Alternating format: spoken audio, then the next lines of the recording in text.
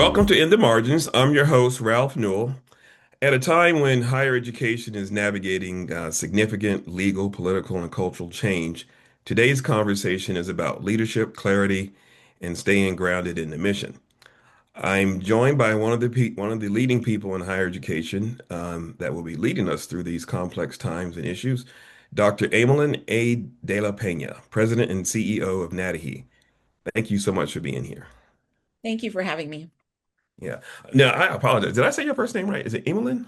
Emelyn, yes. Emelyn. Okay. All right. Thank you. But before we get, talking about your leadership today, I'd love for our listeners to get to know a little bit more about you personally. Can you tell us where you grew up and what your early experiences were like? I grew up in Los Angeles, born and raised in Los Angeles, California. And my early experiences, I was trying to think about this the other day, and I grew up in a neighborhood that was incredibly diverse, and I don't think I've experienced that type of neighborhood since I moved away. Mm, And so I remember, there was my family's house, and across the street was another Filipino family, and next to them was a Mexican family, and to the left of our house was a Korean family, and I'm still in touch with, some of the people from that house. To the hmm right of us was a Chinese family, and then next to them was a Lithuanian family. And then down the street were my playmates who were Vietnamese, and there was a black family and a mixed race family. And I didn't actually appreciate, what that was in the moment until I moved hmm away and then, experienced more of ethnic enclaves of where I was and then more homogenous environments once I got to college, for example. But it was such a wonderful experience to have grown up with all of that diversity and to be in a place where I just felt like I was making friends with so many different kinds of people and welcomed by so many different kinds of families. Um, and then, as a teenager, I lost my father when I was very young. I was about 13 years old. I'm And sorry. so, we had to move from that neighborhood into a more affordable neighborhood, if you will. Mhm. And so raised by a single mom, going from probably a middle class background. I didn't know what those terms were at the time, but going from a hmm middle class background to a working class background, but also, surrounded by family and community. And I went to an all-girls Catholic high school in Los Angeles, and predominantly, women of color hmm that I went to high school with. Um, and then, went to college at UC San Diego, which was a very different environment, La Jolla, California, from Yeah. Hollywood, California, where I had just left. And it was far enough away that I felt like a sense of independence, but close enough that I could drive home whenever I wanted.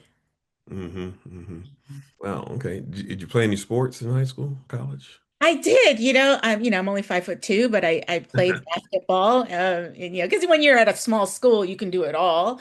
I was Right, on the right. basketball team, I was on the volleyball team, I was on the softball team.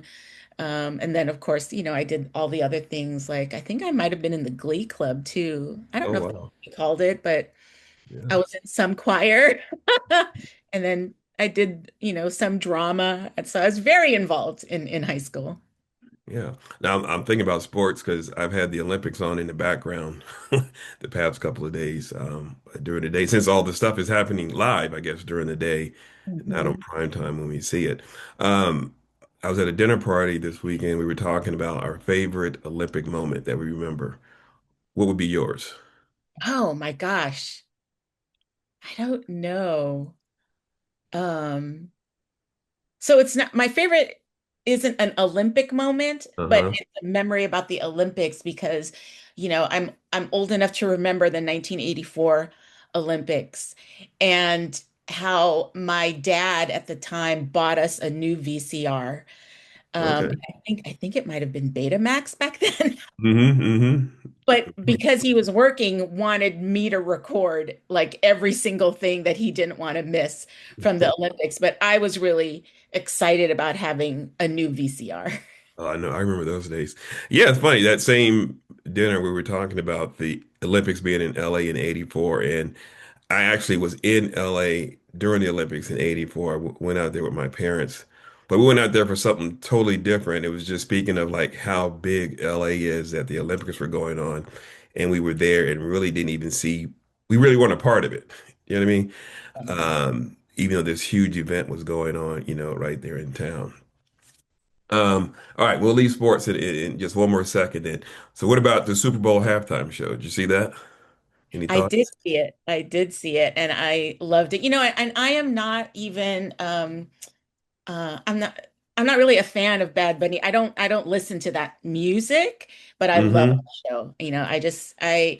You know, you don't have to understand necessarily the words to Right. understand the feeling and to be involved in the community of people that were enjoying the moment. And you could kind of see the symbolism in what was happening. So I enjoyed it a lot. Yeah. Yeah. Okay.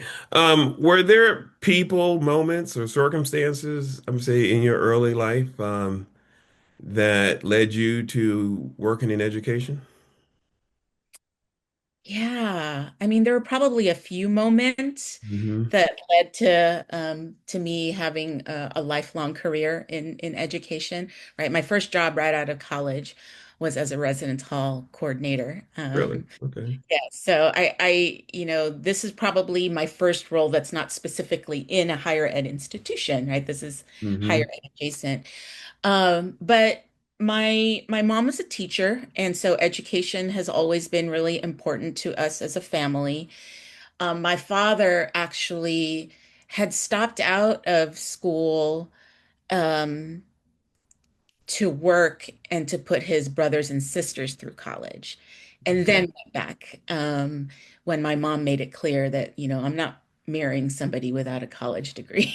Right. And so, and they finished their education in the Philippines, but education for them really was something that they felt was important in terms of lifting them out of poverty, right? I mean, we grew up Mm-hmm. in a poor household in a rural part of the Philippines, and so it was really important for them once they were here in the United States that we all, participate in the educational system.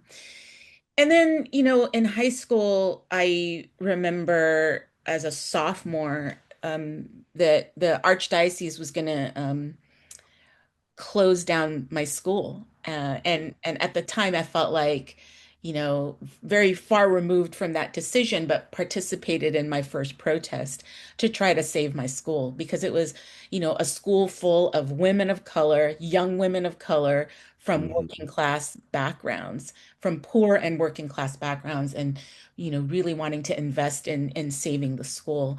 And so I participated in my first protest as a sophomore in high school. Um, and then, I think I was a sophomore. Gosh, there's something about your sophomore year, I guess. I was a sophomore in college Mm-hmm. when the LA uprisings happened around Rodney King. And Okay. and that was, I think, a turning point in my kind of understanding of how I wanted to make a difference for a person like me on a college campus.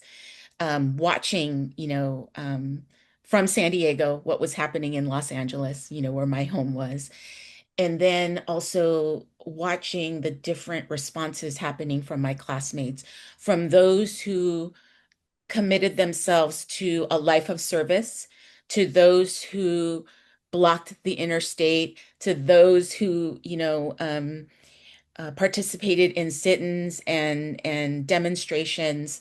I saw that there was a place for everyone to have their voice heard. And that was so important for me to kind of think about, okay, well, where do I want my place to be? And I didn't have the language at the time to know that what I wanted was a career in higher education. But I remember thinking, of the people that supported me in that moment on the college Hmm. campus, and wishing that I could be like them when I grew up, right? Like I want to be Don Valencia, right? Who was, one of the staff people that, was really important to me in my life in college. That I wanted to be a Nancy Wallig, who was, somebody who supported students in times of crisis. And I think that was, one of the moments that really solidified for me that I wanted to be an educator. Yeah. Just listening to you, going back, I can see the threads, how, no pun intended, with your, what do we say? Uh, My fiber art. yes, exactly. But I can see those threads from those early experiences, how they could shape, and lead and take you to the leadership positions that you have obtained. So, looking at your career to date, you've had leadership roles at institutions like Harvard, Stanford, Loyola. But looking back, what professional experiences most shaped how you understand leadership, especially as it relates to diversity, equity, and inclusion? Hmm.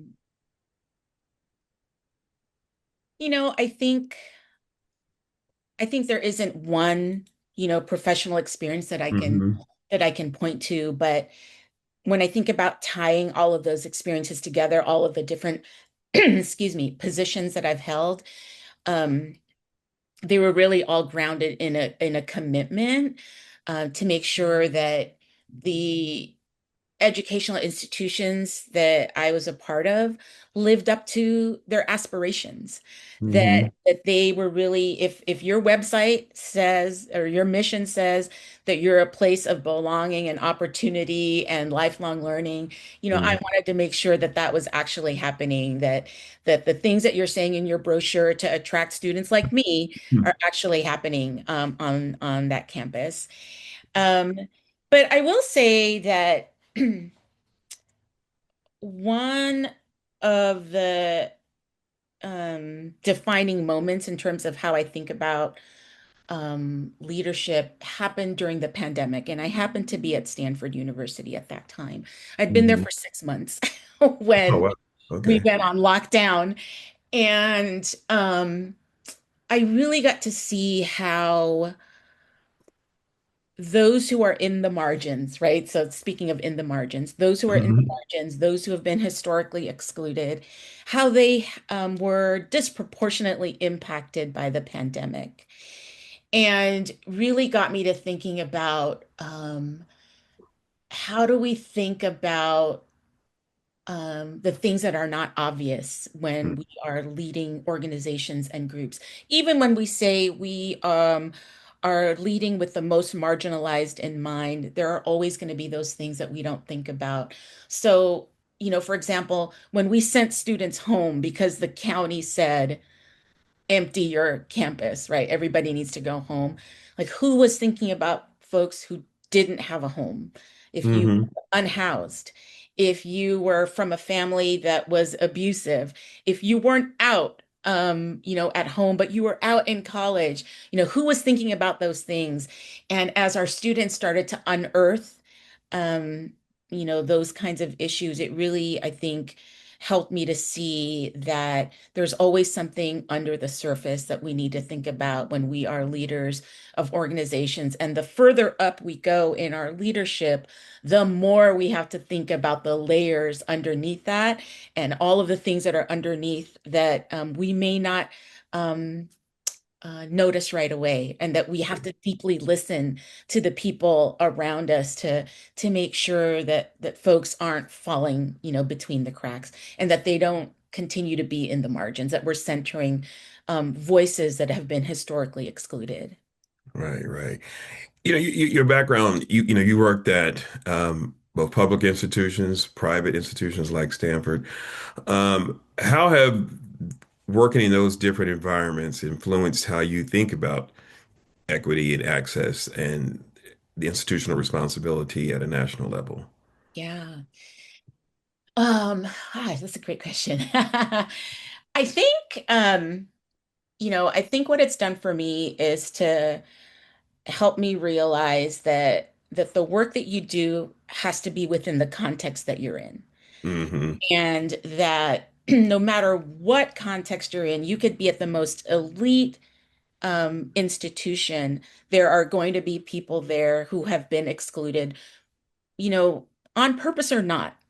Um, Hmm. if we're not attentive to, again, the things that are underneath the surface, right? If we're not attentive to the structural barriers that people are facing, that there are always going to be those who, for whatever reason, stay on the margins or who are not served by the institution because of, the history of the place, because, of the structural barriers that have not been addressed. And so I've learned that, whether you're at a place that it's an elite institution or a place that is designed to have as much access as possible, that there is a place to look at um, um, fair representation, that there's a place to look at equal opportunity, that there is always the work of making sure that students are flourishing and that the staff and the faculty who support them are flourishing, right?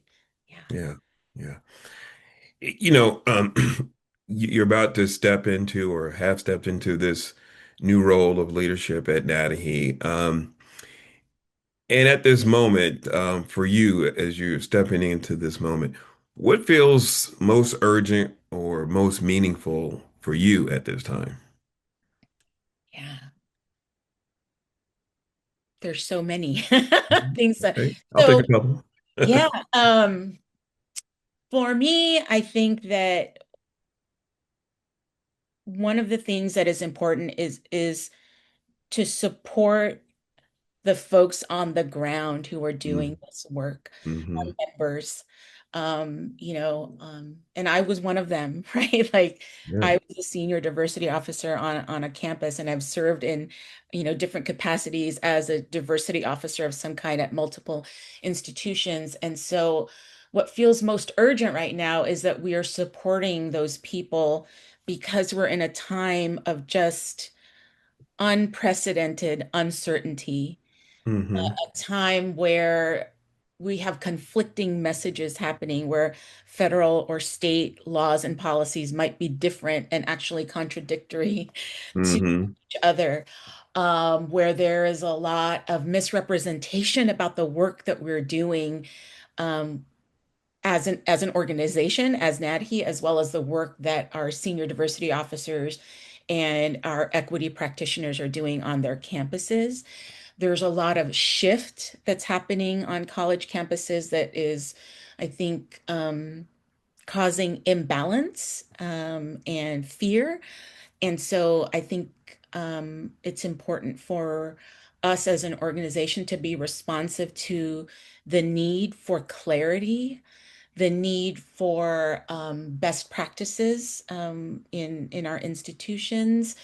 I think professional development is going to be one of those areas that's a big priority for the organization, to make sure that we are resourcing our members for the changing landscape, for their changing positions.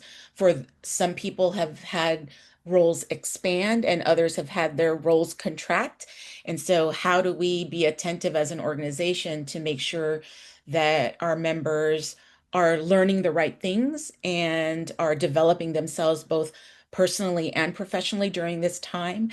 And then how do we think about the wellness of the field, right? There Mm-hmm. are a lot of people who've been doing this work for a really long time. I've been in this for 30 years, and there are moments when I have felt like, why am I fighting the same fight that I was in 1990, right? And so, it's been important to be part of a community that has lifted me up when I needed the lifting, that Mm-hmm. and then has asked for my support when there have been other people that needed lifting, that needed encouragement, that needed a fresh perspective and renewal. And I think right now we're in a time when people really need some renewal and Yeah. some energy, and to be assured that the work that we are doing still matters, that it's always mattered, and that sometimes the pushback that we receive is because we're doing good things and people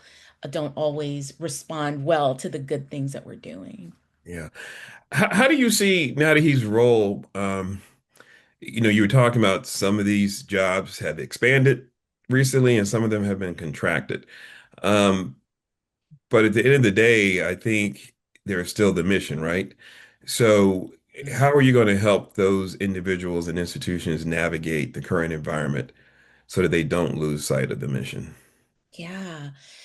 I think, one of the ways that we do that is to always be on top of our standards of professional practice, Hmm. right? And we've updated the standards of professional practice once before, always trying to keep up with the latest scholarship in the field. We have so many members who are brilliant scholars and practitioners, and so, I think part of the way that we do that is to rely on each other and the both the lived experiences that we collectively have as an organization, but also the brilliance of our members and what we bring to the field itself. I think that we rely on the tools that we have at our disposal. And so I downloaded this recently because Hmm. I wanted it in front of me, but we have a new guide. NADOHE has a new guide that we've released to our members, and we've actually released it beyond our membership, called Rooted in Mission and Values, a guide to advancing access, opportunity, and outcomes in higher education. And it's a really comprehensive guide that is meant to inform how we think about policy, how we think about hiring and onboarding people, how we think about the legal landscape, how we think about supporting students. So it's really meant as something that can be taken by presidents and provosts and senior diversity officers and student affairs officers, HR folks, to really embed, diversity, equity, inclusion, access, belonging, representation within all of the systems in higher education.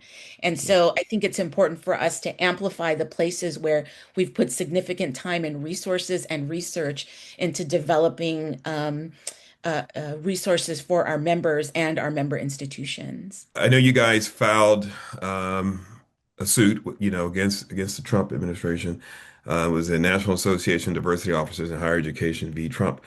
There was a stay on that, and then it was just recently overturned. Now I was trying to read it, and I don't quite understand, so I really don't want to speak to it from a legal sense because my legal background is just 30 years of law and order, so I don't think that counts. Mine So, too. but if you can you explain, maybe in practical terms to someone leading a campus right now what these recent court decisions mean? Yeah, so you might have seen that the Fourth Circuit vacated the preliminary injunction. Exactly. Yeah. Um, A couple and days ago, right? what's that? I said just a couple days ago, right? Yeah, just a couple days ago. And Yeah. it's of course we're disappointed that happened, but it's not the final word Hmm. on the issue. It's not the final word on the constitutionality of some of the issues that NADOHE and our co-plaintiffs have brought to that have that we've tried to talk about. And I think that what this means for us and for our members is that we're really trying to think about how do we resource our members to have a commitment to lawful mission-driven work. Our position has always been that we are committed to lawful mission-driven work, and that the work that we've been doing has been misinterpreted, right? Like there's this whole terminology right now on illegal DEI, right? Hmm. And that, what we're doing is illegal, and that actually it's the opposite, that we have been trying to make sure that our institutions live up to equal opportunity, that they live up to anti-discrimination, that we aren't creating artificial barriers to anti-discrimination, right? And so I think that the Fourth Circuit opinion made it clear that this ruling was based just on the text of Right. the language, right? And so there is still an opportunity for us to interpret what that means in terms of having lawful mission-driven work. And I want to I'm going to point to what Judge Diaz wrote, and let me pull this up really quick. Because I think this is really important and it gives us a lot of Hmm. hope, right? In his words, for those disappointed by the outcome, I say this, follow the law, and which we've always said, follow the law, right? Follow the law, continue your critical work, right? So it doesn't mean that we stop what we're doing, keep the faith, and depend on the Constitution, which remains a beacon amid the tumult, right? And so I think that that's our message to our members. Keep the faith, depend on the Constitution, and, follow the law. No, you're dead on it, and I'm glad you read that passage because something I was going to ask you, I'm still going to ask you, was where where do you think or how do you think the role of fear is driving institutional decisions more than the law itself? Yeah, I think there's a lot of that going on. And, unfortunately, as you saw, um, or as we've seen, there are a lot of institutions that complied before they had to. Hmm. Got rid of offices, got rid of personnel, turned back some of the programs that they had committed to, even while we were still playing this out in court. Right. And so I think that it's important to remember those words, follow the law. And what did he say? Depend on the Constitution. And I think we shouldn't succumb to this the misrepresentation of the work that we do, right? Like this terminology, illegal DEI, right? Like somehow it's reverse discrimination. Discrimination is discrimination, and Hmm. that's what we're fighting against.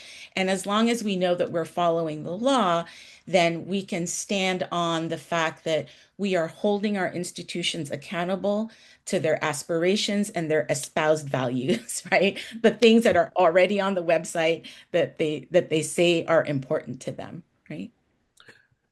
So can you so I guess what you're saying, early on, there's just been a lot of, I guess we'll call it overcorrecting by institutions, which, in some ways, I guess, undermine, what the values are for what you're trying to do for students, faculty, and et cetera. But what other misconceptions have you seen out there that have been done by presidents or other senior leaders that they thought was prohibited, but is actually still lawful? Have you seen any of that? I don't know that I can speak to that, right? Because Okay. I can only speak to the context where I was, where Hmm. I think that there are a lot of things that I think, well, let me back up a little bit. I think it's right that institutions examine what they're doing to make sure that they're Hmm. in compliance with the law. I think that's a good practice anytime, right?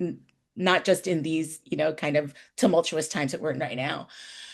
Um, but I think that you were right in that institutions started to overcorrect without Hmm. actually digging into is it permissible for us to do certain things.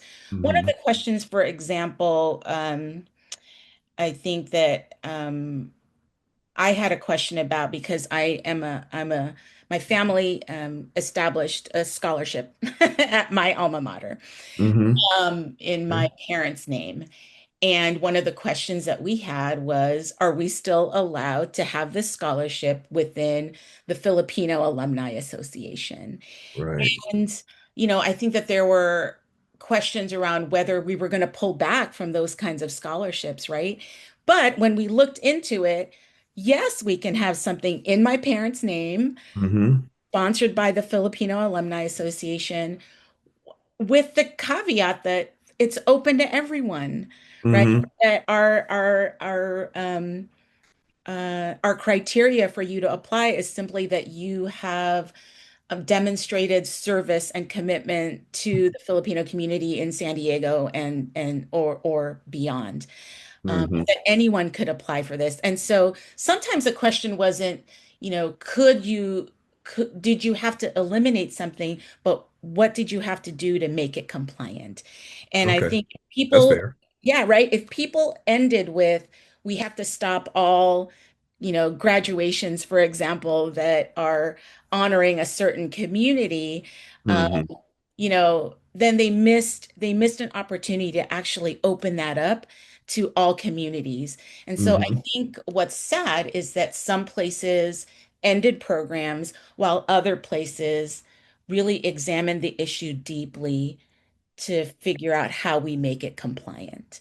Right. And so I really appreciate those places and those departments and those programs that really dug deeply behind the issue to figure out how do we make it compliant and still honor the spirit of what we were trying to do. Yeah. What are you hearing from, I guess former or maybe even current DEI professionals right now?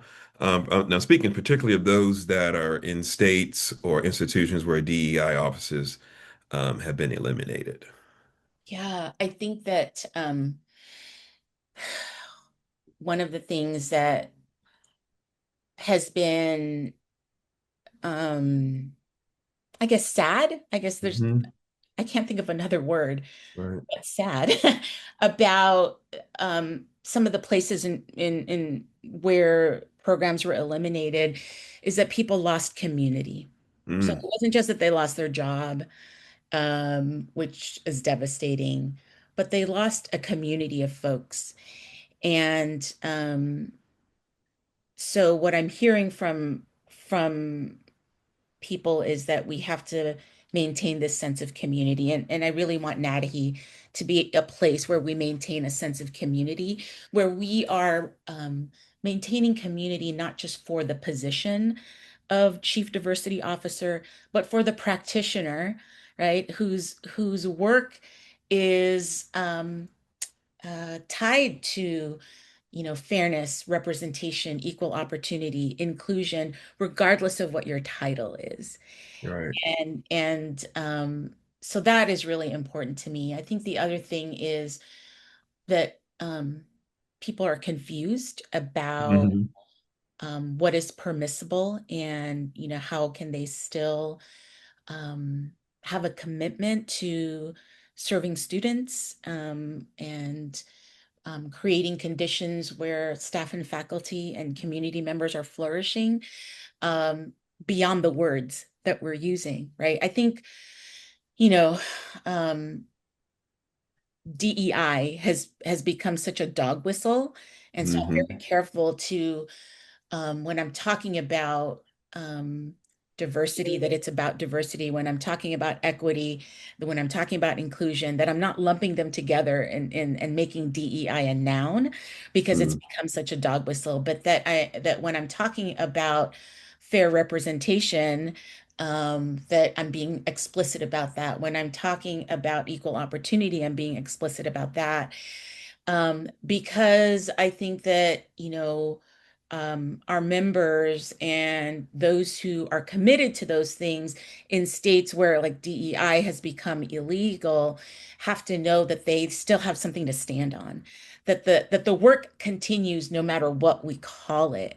Um, you know, we were involved in this work, right? In the 1990s, it was Hmm. multiculturalism, right? Right. Right. It went from multiculturalism to cross-cultural, issues. We've called it intercultural issues. We've called it pluralism, right? There's so many different Hmm. kind Hmm. of ways in which we describe, work that might be similar to each other, but underneath it is really about supporting those in the margins, supporting those who have been historically excluded, and holding our institutions accountable to the things that they say are important to them. And whatever it is that we call it, we want to support the people who were involved in that work. Yeah. I just love the way you keep weaving in the margins. So I appreciate that. Um, what does it look like at the institution that no longer has a single office for diversity work, but instead is now, I guess, dispersed across the faculty, student affairs, academic affairs, leadership, etc. How does that look now? How do you think that's going to work? Yeah. I think we've had models for how that work, right? There's the Hmm. shared equity leadership model, right? That Hmm. I think a lot of campuses already operate under. What I think is the what I think will be the challenge without a senior diversity officer who's kind of as a hub for all of this work is that we really need coordination, right? Because when nobody's in charge and everyone's in charge all at the Hmm. same time, then that's when things fall between the cracks. That's when it's easier to say, well, I thought that was their responsibility, not mine, or I thought they were going to take care of that.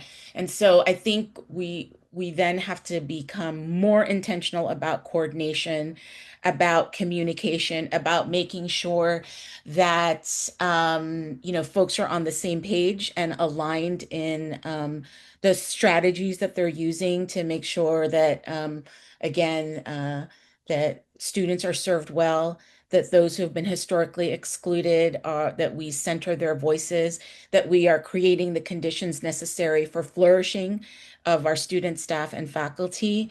Um, and that ultimately, if there isn't a person who is overseeing all of that, then someone has to make sure that people are talking to each other, so that the work continues and that it feels seamless to the end user, right? Like students Right. aren't trying to figure out, am I supposed to call student affairs for this, or am I supposed to call, the provost?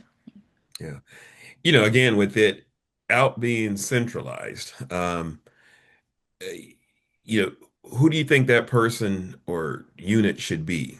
Even though they may not quote unquote have the title, but who do you think should be leading that effort? I mean, should that come directly out of the president's office or somewhere else? What? I'm not sure. Right, I'm Hmm. not sure Me because either. right. Just one. And I think it depends on the campus. I think it depends on the Hmm. campus. It's contextual. I think that, coming from the highest authority always gives it voice and a platform. But also, I think that there are places where um, there's influence rather than authority. And on different campuses, the hidden influence lives in Hmm. different places. And so the thing that I would caution is that when there isn't a person in charge of making sure that the work is happening, even if it's shared, and it should be shared, right? It shouldn't live in one place. It shouldn't be with just the senior diversity officer, Hmm. because often these offices are overworked, under-resourced, um, doesn't have a clear sense of what authority they have to enact, a strategic plan or the vision of the university. So it should be, dispersed across the campus, the responsibility. But if there isn't a place where the accountability rests, more often than not, it then rests with the most marginalized. Those of Hmm. us in the margins will always be the ones to bring up, hey, there's this thing that's happening that has a disproportionate impact on people like me. Yeah. Uh, and that's how it's been historically before, the advent of the chief diversity officer role. It was those people in the margins, right, who said, Hmm. Hmm. hey, did you forget about me over here? Yeah. Yeah. Okay. So as you are beginning your tenure as president and CEO of NADOHE, what are some of your immediate priorities for the next year? Gosh. Um, I will say some of my immediate priorities, like my first 90 days kind of Hmm. priorities, Hmm. or let's say 100. Let's just expand it because it's already February 10th. Um, is to get a sense of what are our members feeling in this moment, right? And so thankfully our national conference is coming in towards the end of March, and I'll have an opportunity to interact with our members. I think making sure that people have a really good command of our rooted in mission and values document Mhm. and our guide. Making sure that our members have the latest information, research, policy briefings, legal briefings that they need to feel confident in the work that they're doing. And then I would say um,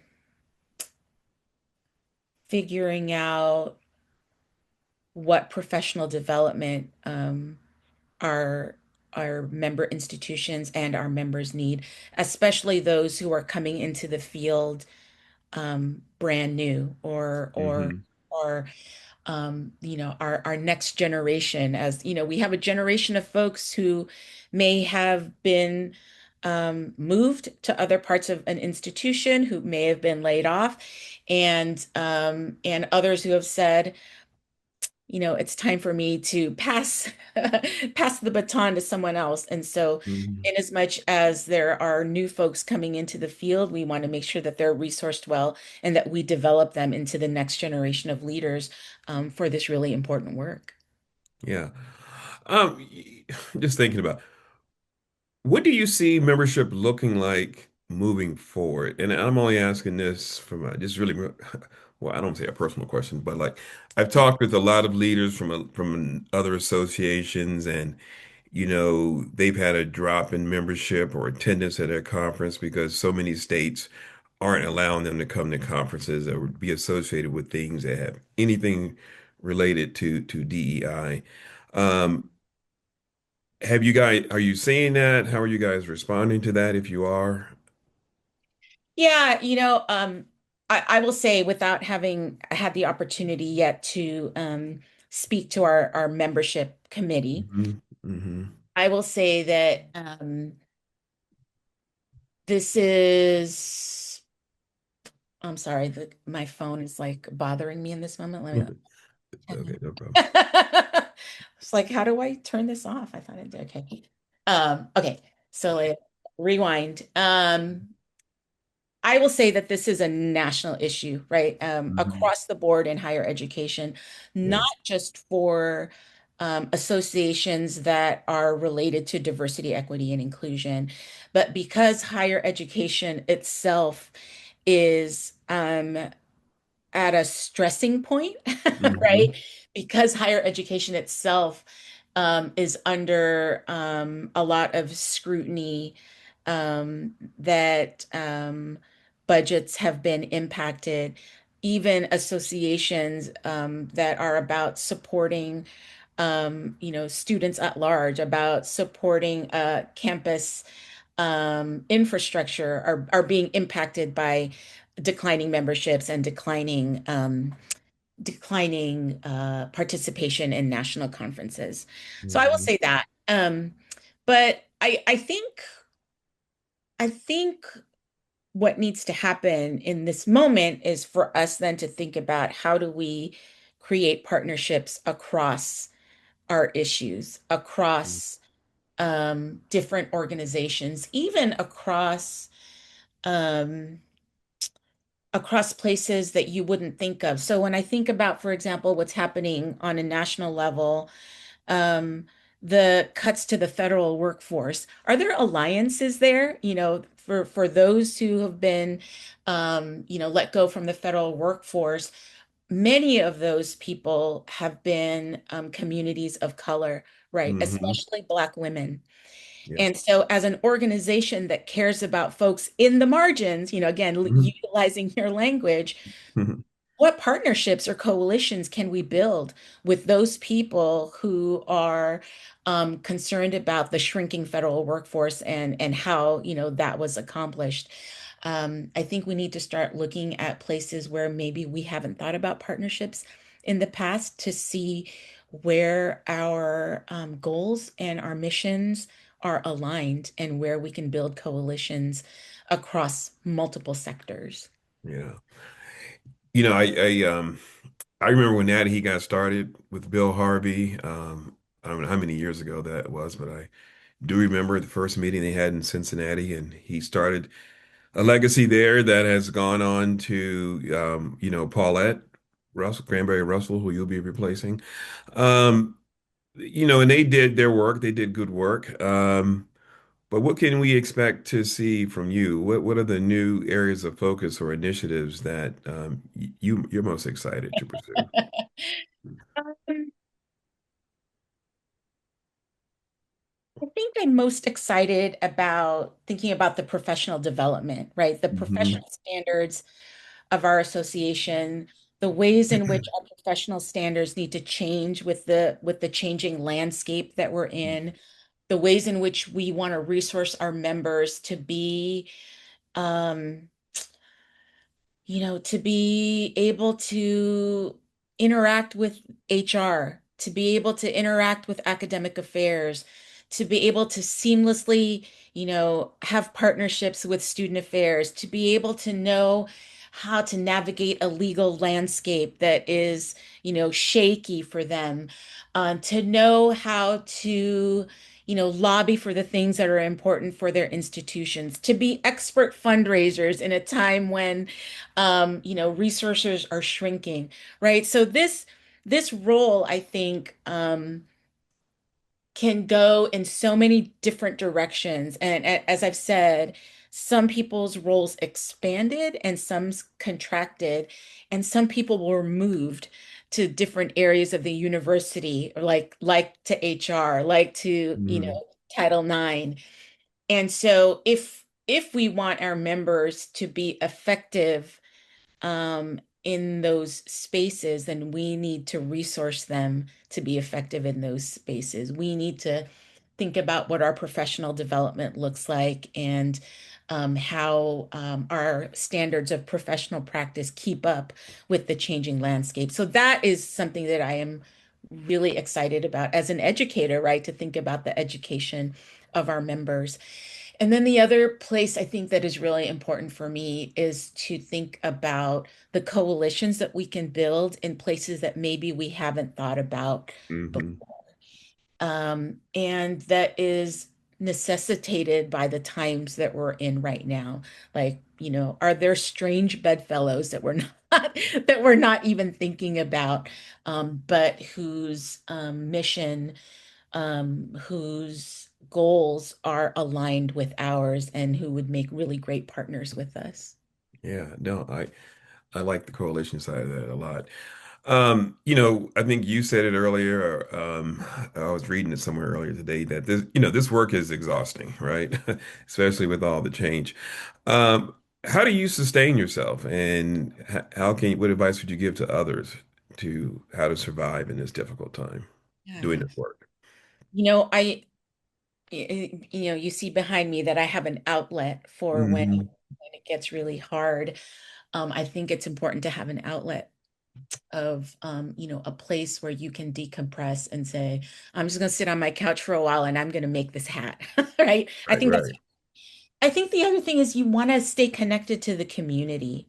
Hmm. Like I said, for some folks who have lost their jobs, it wasn't just about the income and the role, but they lost a community of people that they interacted with on a regular basis. And so I think it's important to stay connected to us, even if you're no longer, a chief diversity officer, a senior diversity officer, that we are still a community for you, and that we want to maintain a community of practice around inclusion and representation and equal opportunity, and that we want to continue sustaining you. And then I think it's okay to step away. Hmm. It's okay to step away and to recharge, right? To fill your cup, right? Like, Yeah. you can't pour from an empty cup. And sometimes when your cup is empty, you just got to go somewhere else to fill it.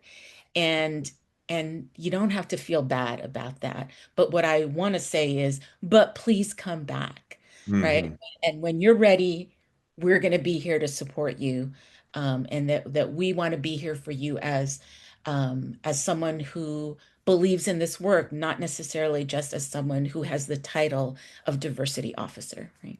Yeah. Last question. So, and I thank you for your time tremendously. What gives you hope about the future of higher ed? I think it's the people who have stayed in it, regardless of how hard it's been. They Mm-hmm. give me hope. Our students give me hope, right? Because they're often the ones who are demanding of us that we be better, and that demand of us that we live up to the things that we say are important to us. And, when I hear about, students who want to remain in higher ed and make it part of their profession, that gives me a lot of hope. And then I have hope in the people who are trying to figure it out Hmm. despite obstacles and challenges. So um like what Judge Diaz said, right? Like the Chief Hmm. Justice Diaz, who said, follow the law, Right. right? What did he say? Keep the faith, right? Hmm. Keep the faith. 'Cause we have allies across many different institutions who are telling us, keep the faith, follow the Constitution, keep doing your critical work. People understand that what we're doing is critical. And I've said this before, what we're doing is sacred. Hmm. And so it gives me hope that other people believe in that, and that there are people, like myself, like Paulette, like the ones who came before us, who have done this work before it was called DEI, Hmm. before there was the chief diversity officer role. We did it because it was the right thing to do, because we loved our students and we wanted to do right by them. And there are people who will continue to do it, even if it's not called, whatever it is, in the current moment. If we shift language, we don't have to shift values. Yeah. No, thank you. I really like the idea of alliances and allies and coalitions. But if we remain steadfast in our commitment and supporting one another, we can shape a more equitable and inclusive future for all of higher ed. So thank you, Dr. De La Peña, for your leadership and inspiration. Thank you so much. It's been such a joy to spend some time with you. All right. Thank you.